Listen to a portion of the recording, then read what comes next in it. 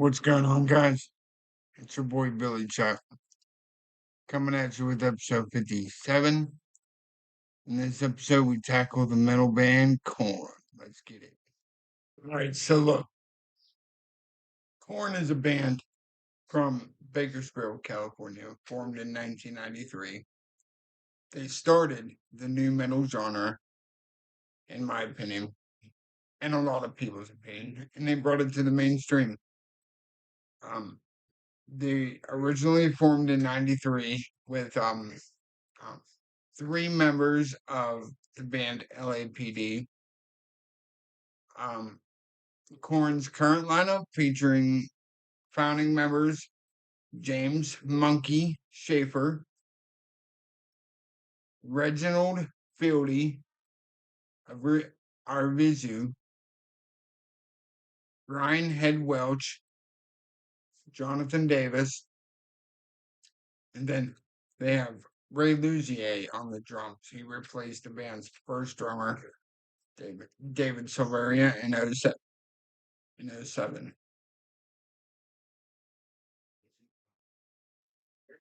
When thinking of a band name, someone suggested Korn with a C, but the band rejected that name. They said, "Fuck you! Ain't naming my band after no fucking vegetable." So, Monkey had the idea to spell the name with a K instead of a C and a backwards R.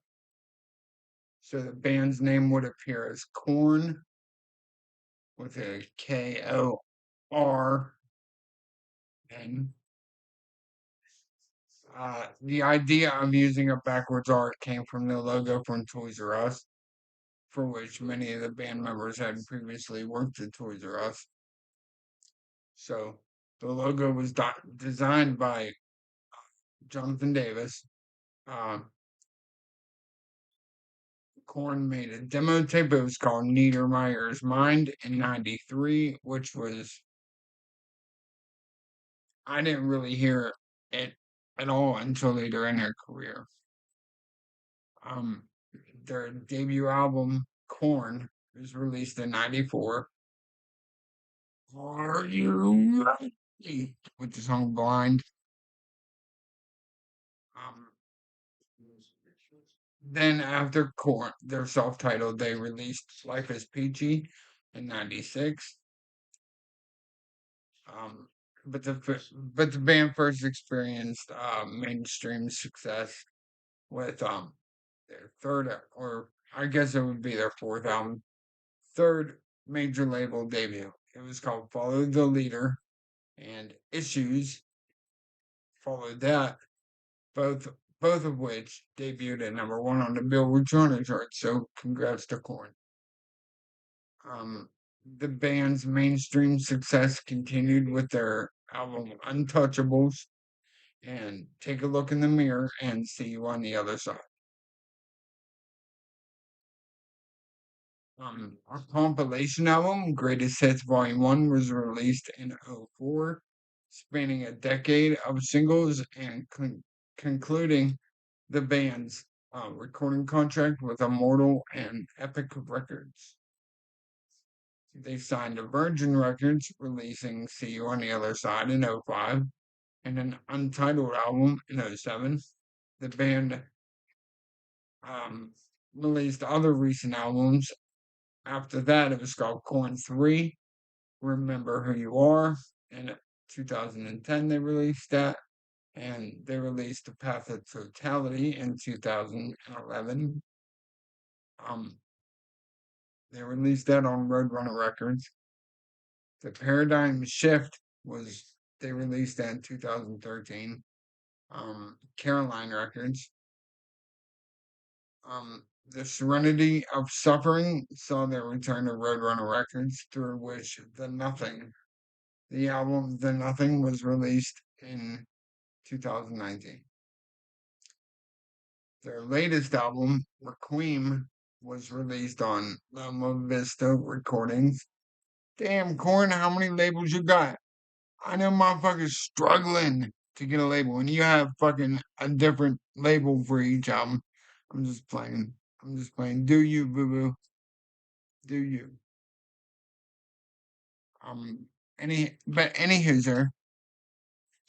As of 2021, Korn had sold more than 40 million records worldwide. So, congrats once again. 12 of the band's singles have peaked in the top 10 of the Billboard 200. 8 of which have peaked in the top 5.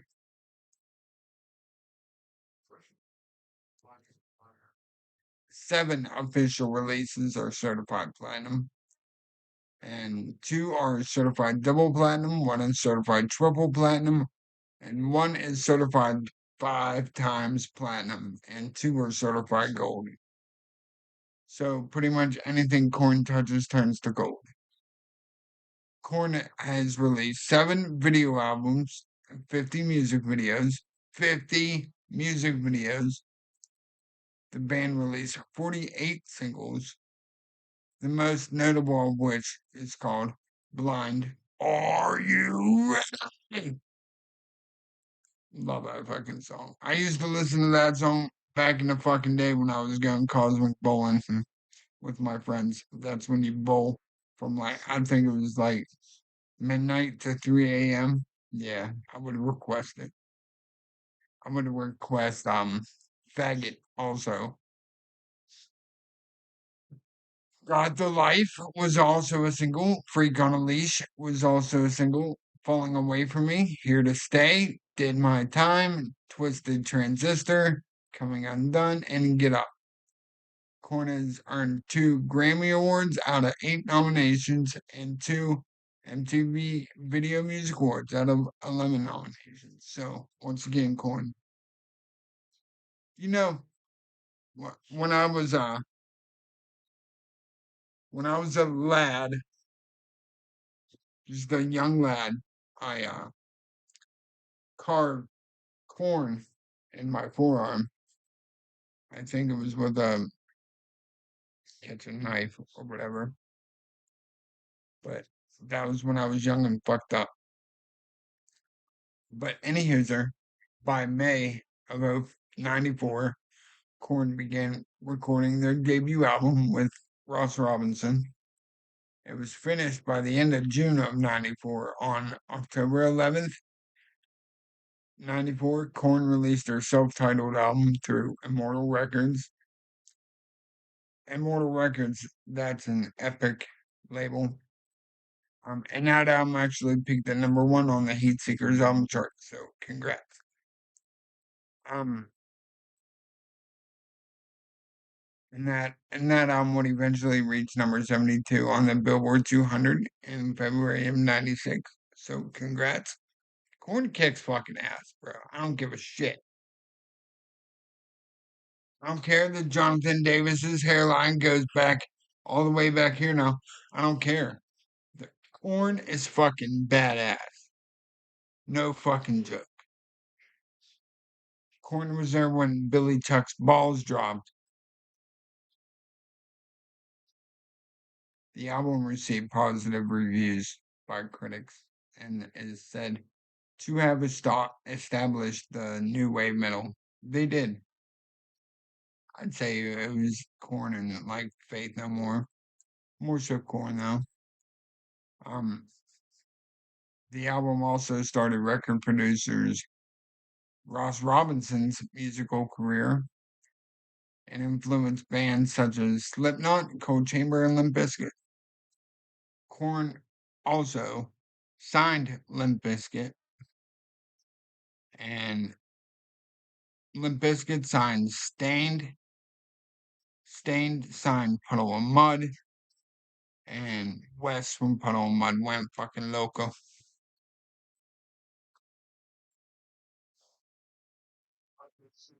After Korn finished recording the album, they began touring with Biohazard and House of Pain.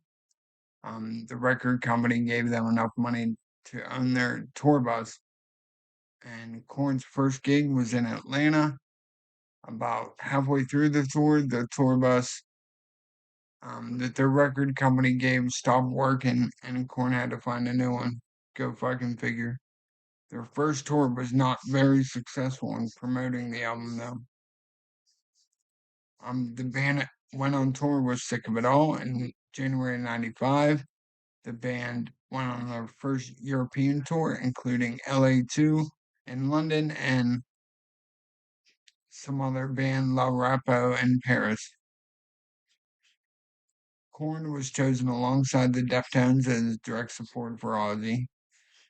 The self-titled album went gold in the midst of the tour and was eventually certified 2 times platinum. Aside from touring, Korn released 4 singles on that album. They released Blind, Shoots and Ladders, Ring Around the Rosie, Pocket Full of Posies, Ashes, Ashes, we all fall down. Yeah, that fucking song. And that was released October 31st of '95. The latter received a Grammy nomination in '97 for Best Metal Performance. The song Need To was also released on April 8th, '95, and the fourth and final single was called Clown. And that was released on February 2nd, '96. But Blind was the only single to reach number 15 on a Canadian RPM Alternative 30.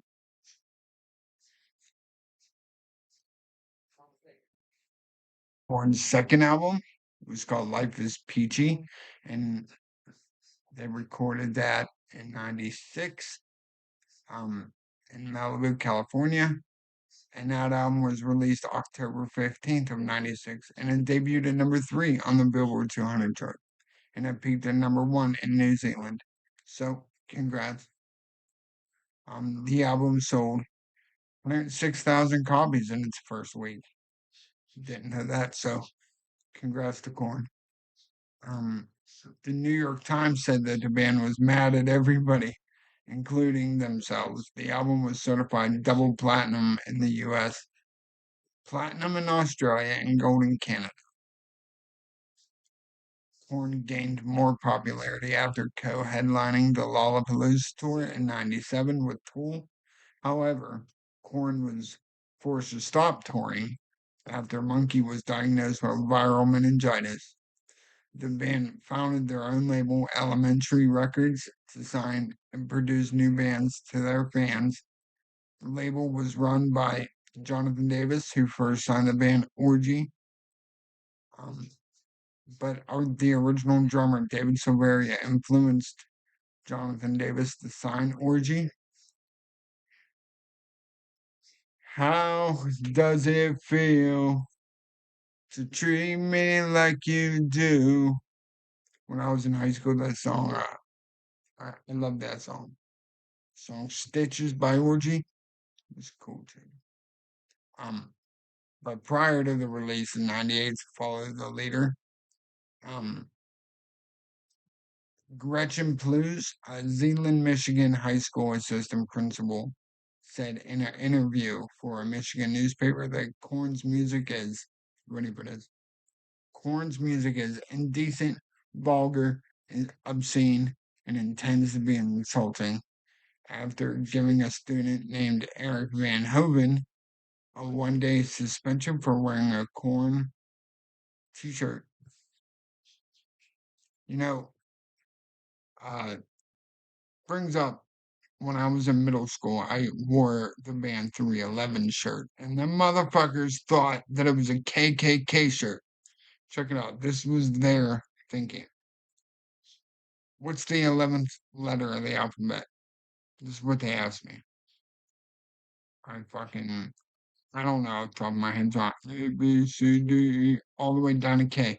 K is the 11th letter of the alphabet, and 3 of them. That was their thinking behind it, and they made me turn it inside out. Bitch.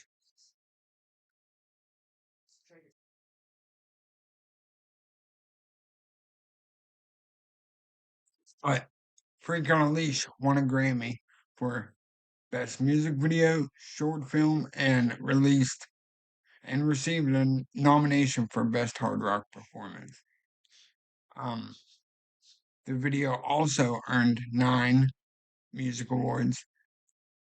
Nominations for Video of the Year, Best Rock Video, Breakthrough Video, Best Direction, Best Special Effects, Best Art Direction, Best Cinematography, Best Editing, and Viewer's Choice. Damn. It eventually won 2 awards for Best Rock Video for Best Editing. Um, but Freak on a Leash failed to enter the Billboard Hot 100, although it did manage to peak at number 6 on the bubbling Hot 100 chart.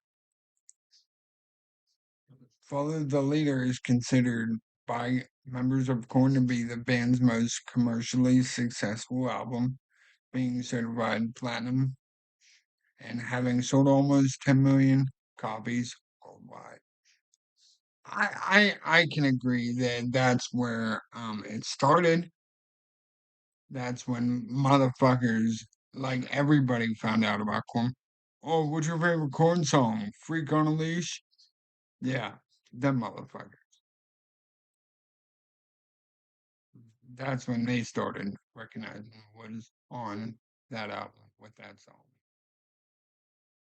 Korn released their third album. It was called Follow the Leader on August 18th of 98, which featured a number of guest vocalists such as Ice Cube, Farside, Trey Hardson, and Fred Durst. Actor Cheech Marin is on the hidden track of that album. It's called Earache My Eye, and that was written by Cheech himself. But like I said, they released Freak on a Leash in 98, and both the songs Freak on a Leash and Got the Life are considered to be among the first music videos retired from MTV's Total Request Live. Now, not to be a nudge or anything, but speaking of TRL, I was at a show in Pittsburgh and they had that video camera thing and they were outside with the line that was I was in line going into the show and there was a camera there and they said say hello to MTV. You know what my dumbass did? Carson Daly's a faggot. He's not really. Like I was young, retarded, but that was for the Union Underground and Lincoln Park was the opener. And that was before Lincoln Park was big. The band's fourth album was called Issues, and that was released November 16th of 99. And that featured cover art designed by Alfredo Carlos. Issues was released during a week of highly anticipated records. It debuted at number 1 on the 200. So congrats. To celebrate the album's release, the band performed the record in its entirety in front of a live audience at New York's historic Apollo Theater. The performance marked the first performance by a rock band there since Buddy Holly in the late 50s. The special event featured the New York Police, the NYPD's marching drum and bagpipe band. Um, a little before Korn's album was released, the band appeared on an episode of South Park titled Korn's Groovy Pirate Ghost Mystery, in which the first single from Issues was called Falling Away From Me, Falling Away From Me. Beating beating me down, down into the ground, screaming so sound, beating me down. Um, anyways, I got lost. The song "Make Me Bad" was released as the album's second single in February of 2000. peaking at number 14 on the bubbling Hot 100 chart. A third single, Somebody Someone, followed the more moderate success. So they're just climbing that ladder. June 11th of 2002, Korn released their fifth album. It was called Untouchables, and that debuted at number 2 on the Billboard 200, and it sold 434,000 copies. The band blamed music piracy for the drop in sales, as an unmastered version of the album leaked 3 months prior to its official release date. Who'd you give it to for them to leak it? But after playing a few songs, the broadcasters received a cease and desist letter from Sony Music. Opie and Anthony both said the reason for the premature premiere was to infuriate a rival New York station, which disallows their in studio guests to appear on the Opie and Anthony show. The release of this album was preceded by a show at the Hammerstein Ballroom in New York City a day prior to the album's release, broadcast digitally throughout movie theaters in the United States. You know, it's a while ago when they posted up in a movie theater.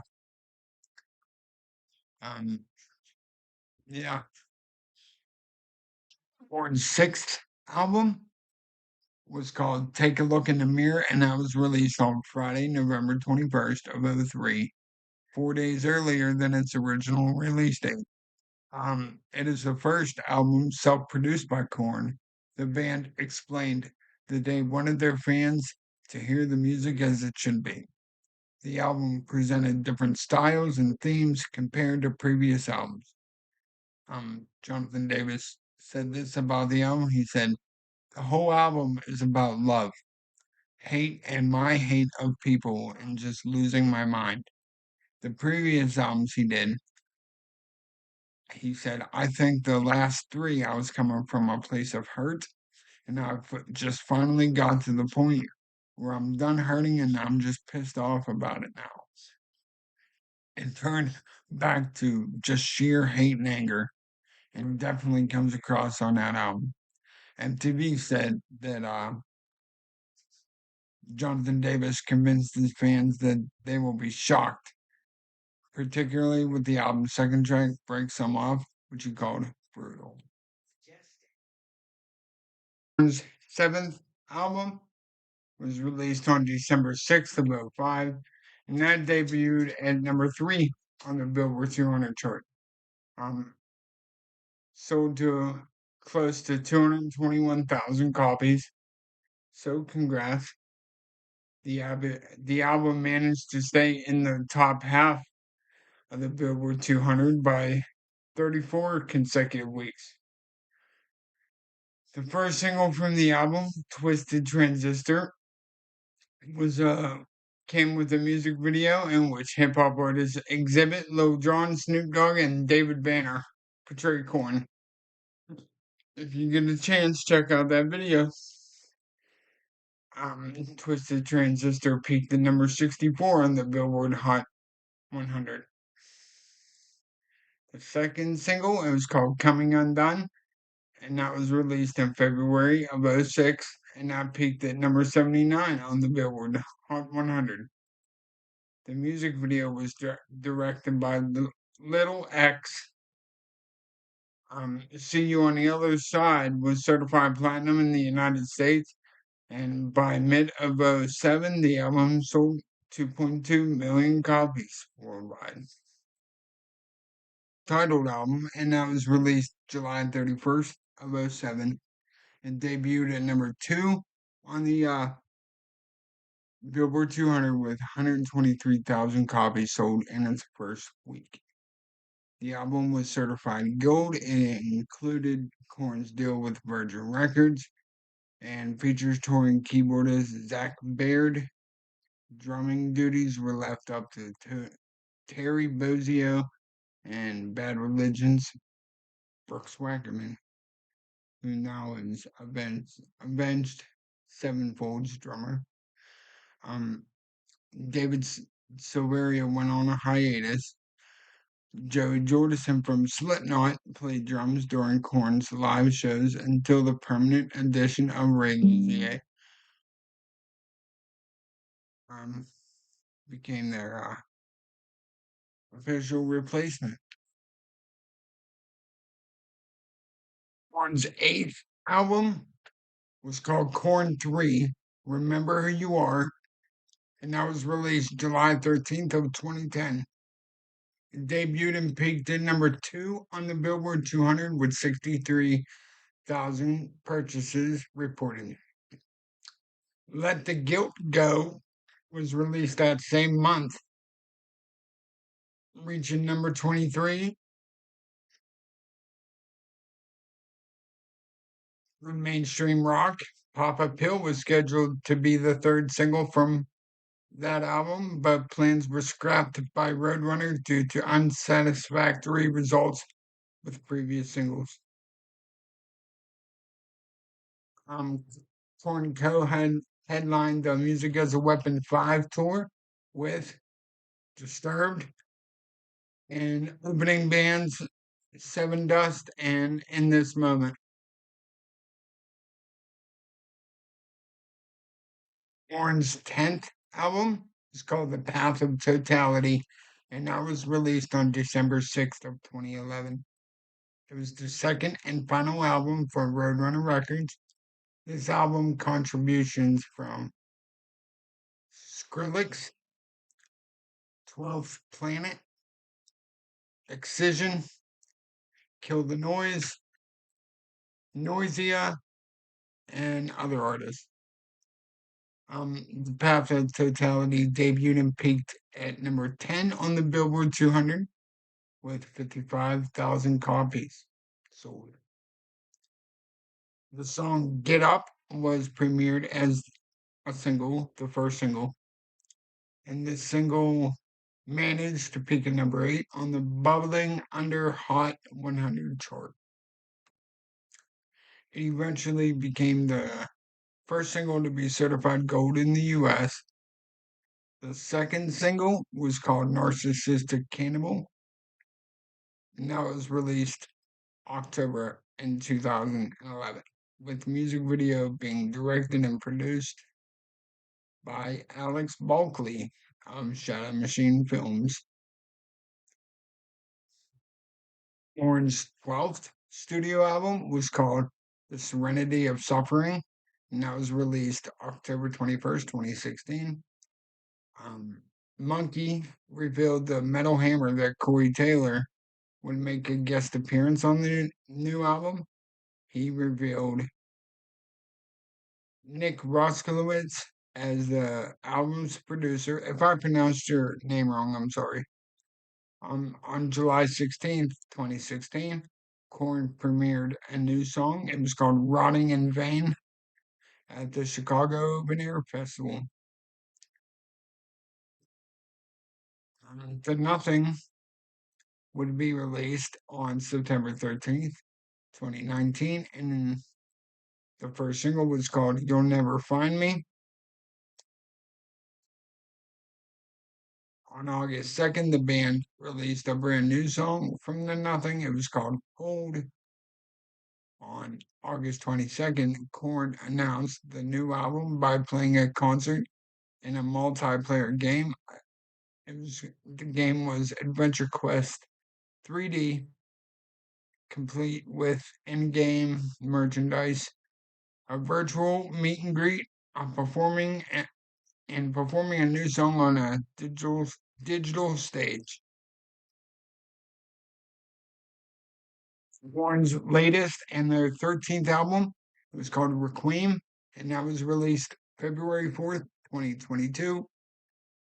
On April 21st, 2022, the band released a music video for the song Worse Than On Its Way. The members of Korn are also influenced by legends Alice in Chains, Pantera, NWA, Ghetto Boys, Van Halen, The Far Side, Nine Inch Nails, Deftones, and John Zorn. All right, you guys, that's all I got for you. If you like what you seen, like what you heard, and if you like spending some time with your boy Billy Chuck, hit that like button, smash that subscribe button. Let me know what you think.